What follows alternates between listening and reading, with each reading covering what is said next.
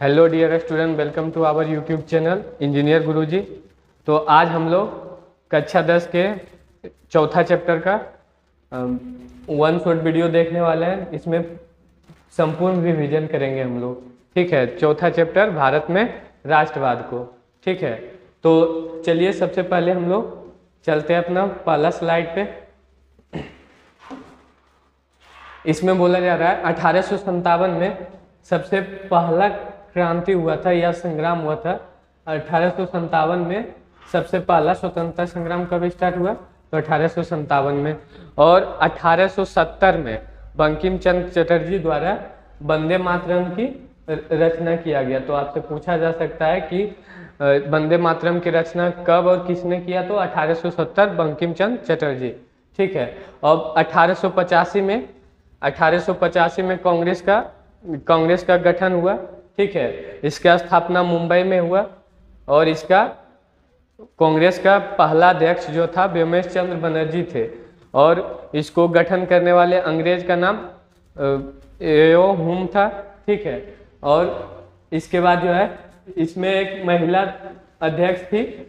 वो प्रथम महिला अध्यक्ष अगर बोला जाए तो एनी बेसेंट। ठीक है, और इसमें और प्रथम भारतीय महिला तो सरोजिनी नायडू हो जाएगा। और 1905 में लॉर्ड कर्जन द्वारा बंगाल विभाजन का प्रस्ताव मंजूरी दिया गया था या फिर प्रस्ताव रखा गया था 1905 में बंगाल विभाजन का। और 1911 में बंगाल विभाजन को वापस ले लिया गया। यहाँ 1911 में दिल्ली दरबार लगा था और उसी टाइम बंगाल विभाजन को वापस ले लिया गया। बंगाल विभाजन वापस ले लिया या फिर निरस्त कर दिया गया। ठीक है, अब इसमें जो है उसके बाद 1905 में अवनींद्र टैगोर ने भारत माता का चित्र बनाया। और 1906 में आगा खान सलीमुल्लाह ने मुस्लिम लीग की स्थापना किया। तो आपसे पूछा जाएगा कि मुस्लिम लीग का स्थापना किसने किया? तो आगा खान और सलीमुल्लाह ने मुस्लिम लीग का स्थापना किया। 1907 में कांग्रेस का विभाजन नरम दल और गरम दल में हुआ। तो आपसे ये पूछा जा सकता है 1907 में कांग्रेस के कहाँ पे अधिवेशन हुआ? तो सूरत अधिवेशन हुआ था 1907 में। यहीं पे नरम दल और गरम दल आपस में बट गया था। तो सूरत अधिवेशन हुआ 1907 में। 1911 में दिल्ली दरबार लगा।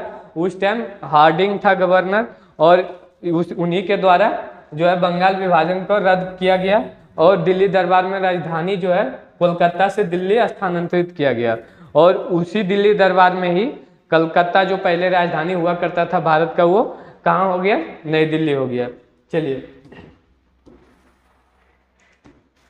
उसके बाद 1914 में प्रथम विश्व युद्ध स्टार्ट हो गया और वो 1919 तक चला। तो प्रथम विश्व युद्ध कब खत्म हुआ? तो 1919 ईस्वी में। ठीक है, स्टार्ट कब हुआ? तो 1914 में। अब इसी के बाद महात्मा गांधी 1915 में भारत आए या फिर स्वदेश लौट गए और इसी 9 जनवरी को लौटे थे। 9 जनवरी 1915 को भारत लौटे थे महात्मा गांधी। अब साउथ अफ्रीका से भारत आए थे। भारत आए या फिर लौटे थे, स्वदेश लौटे थे।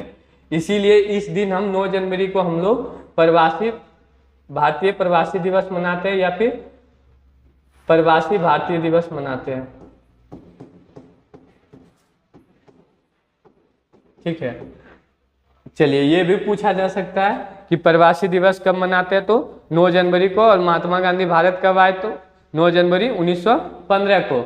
और 1916 में इससे पहले थोड़ा सा एक बात बोल देते हैं। 1916 में लखनऊ अधिवेशन हुआ। वहाँ का अध्यक्षता राजकुमार शुक्ल वो चंपारण के थे, राजकुमार शुक्ला। और वो बताए थे यहाँ के चंपारण में जो 3 कठिया प्रणाली चलाया जा रहा था अंग्रेजों द्वारा, जो नील की खेती किसानों द्वारा कराया जा रहा था, उसके लिए महात्मा गांधी और अन्य नेताओं का ध्यान चंपारण की ओर आकर्षित किया। उसी के बाद 1917 में महात्मा गांधी बिहार के चंपारण आए और नील कृषि के विरोध चंपारण में आंदोलन किया। और 1917 में यहाँ 18 होगा 1918 में महात्मा गांधी ने गुजरात के खेड़ा जिले में किसानों के लिए एक सत्याग्रह किया। इसको हम लोग खेड़ा आंदोलन या खेड़ा सत्याग्रह के नाम से भी जानते हैं। तो खेड़ा आंदोलन कब हुआ? 1918। चंपारण कब हुआ? तो 1917। ठीक है। और 1918 में महात्मा गांधी गुजरात और अहमदाबाद में सूती कपड़ा मिल में कारीगरों के लिए सत्याग्रह किया।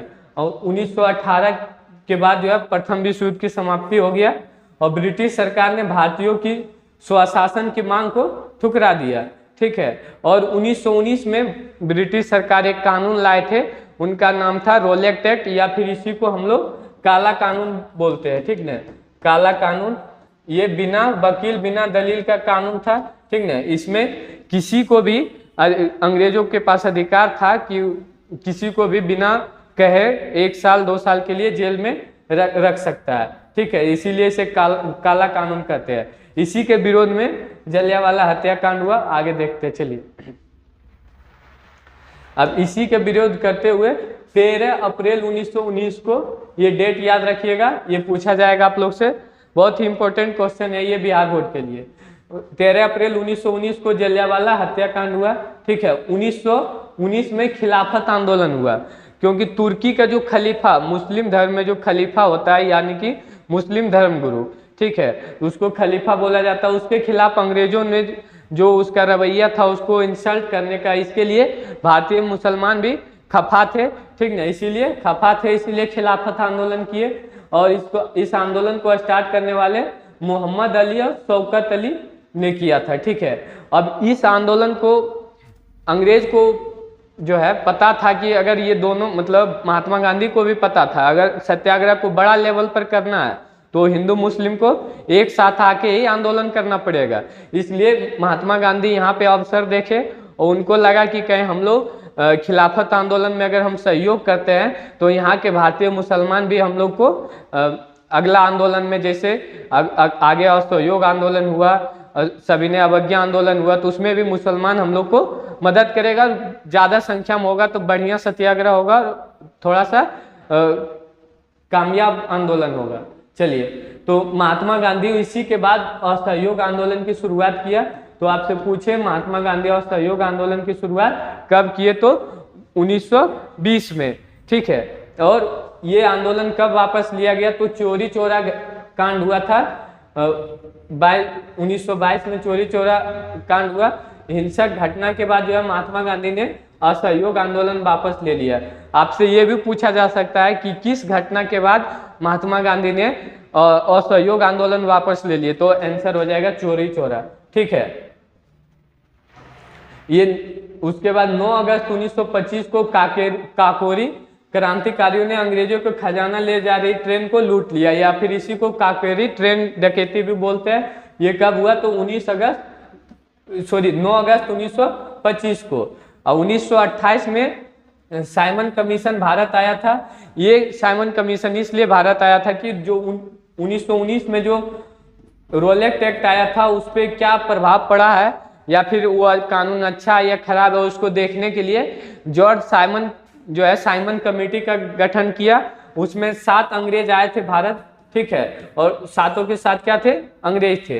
ठीक है। और 8 अप्रैल 1929 को भगत सिंह और बटुकेश्वर दत्त ने असेंबली में बम फेंका।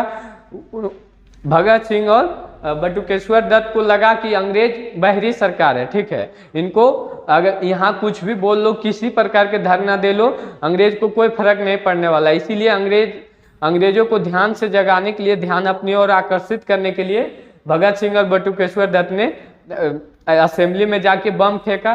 ठीक है, उससे तो नुकसान नहीं हुआ, लेकिन चलिए उसके बाद 22 मार्च 1930 को महात्मा गांधी ने साबरमती से 12 मार्च 1930 को महात्मा गांधी साबरमती आश्रम से दांडी यात्रा आरंभ किया। और 6 अप्रैल को महात्मा गांधी 5 अप्रैल को दांडी पहुंचे थे और 6 अप्रैल को दांडी पहुंचकर नमक कानून, खुद नमक बना के नमक कानून का विरोध किया। और उसी टाइम सभी ने अवज्ञा आंदोलन का शुरुआत किया। ठीक है। और 1930 में डॉक्टर भीमराव अंबेडकर के अनुसूचित जातियों को दलित वर्ग और एसोसिएशन के रूप में संगठित किए। इसी के बाद जो है 23 मार्च 1931 को भगत सिंह, सुखदेव और राजगुरु, तीनों लोग को अंग्रेजों ने फांसी पर चढ़ा दिए थे। ठीक है, और इसी दिन हम लोग शहीद दिवस मनाते हैं। ठीक है, शहीद दिवस हम लोग किस दिन मनाते हैं और किस लिए मनाते हैं? तो ये तीनों जो थे भगत सिंह, सुखदेव और राजगुरु, ये तीनों को फांसी इसी दिन दिया गया था, इसीलिए हम लोग इस दिन को शहीद दिवस के रूप में मनाते हैं। ठीक है, चलिए 1931 में गांधी इरविन समझौता हुआ, या फिर दिल्ली समझौता भी इसी को बोलते हैं। गांधी इरविन समझौता, दिल्ली समझौता या फिर दिल्ली पैक्ट बोला जाए तो एक ही बात है। इसी में सविनय अवज्ञा आंदोलन को वापस ले लिया गया। गांधी इरविन समझौता के दौरान ही क्या किया गया? सविनय अवज्ञा आंदोलन को गांधी जी के द्वारा वापस ले लिया गया। ठीक है, अब 1931 में महात्मा गांधी ने द्वितीय गोलमेज सम्मेलन में भाग लिया, परंतु उन्हें वहां अपेक्षित सफलता नहीं मिला। और महात्मा गांधी, अगर पूछा जाए कि महात्मा गांधी किस गोलमेज सम्मेलन में भाग लिए, तो द्वितीय। ठीक है, ये कब हुआ? 1931 में। ठीक है, 1932 में महात्मा गांधी और अंबेडकर के बीच में पूना पैक्ट हुआ, इसी को पूना समझौता, पूना पैक्ट बोला जाता था। ये कब हुआ? 1932 में। चलिए थोड़ा सा यहाँ एक और क्वेश्चन जान लीजिए आप लोग। यहाँ जब, चलिए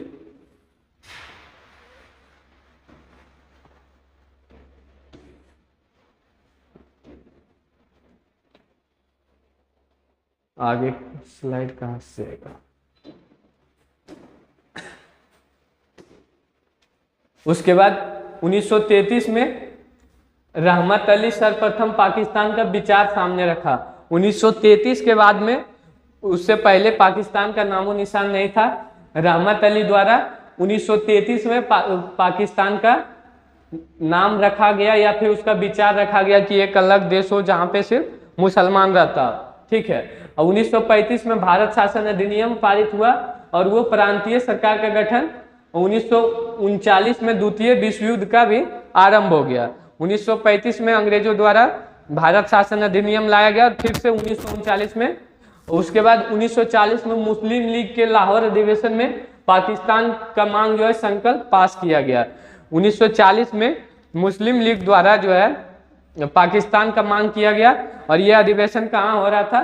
तो पाकिस्तान के लाहौर में हो रहा था, अभी के वर्तमान में जो है पाकिस्तान में पड़ता है।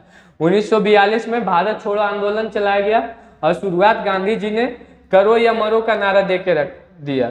या फिर आपसे पूछा जाए कि भारत छोड़ो आंदोलन कब शुरुआत हुआ, तो 1942, या फिर करो या मरो का नारा किसने दिया? तो महात्मा गांधी ने। और किस आंदोलन में दिया? तो भारत छोड़ो आंदोलन में। ठीक है, 1945 में अमेरिका ने जापान पर परमाणु हमला किया और द्वितीय विश्व युद्ध भी समाप्त हो गया। 1946 में कैबिनेट मिशन आया और इसी टाइम से संविधान सभा का गठन हुआ और यहाँ से संविधान बनना स्टार्ट हुआ। उसके बाद 15 अगस्त 1947 को क्या हो गया? अपना देश भारत आजाद हो गया। चलिए अब यहाँ से राष्ट्रवाद का क्या अर्थ है ये तो पूरा चैप्टर में पढ़ेंगे। चलिए ये था कुछ इंपॉर्टेंट क्वेश्चन, फिर मिलते हैं अगले वीडियो में।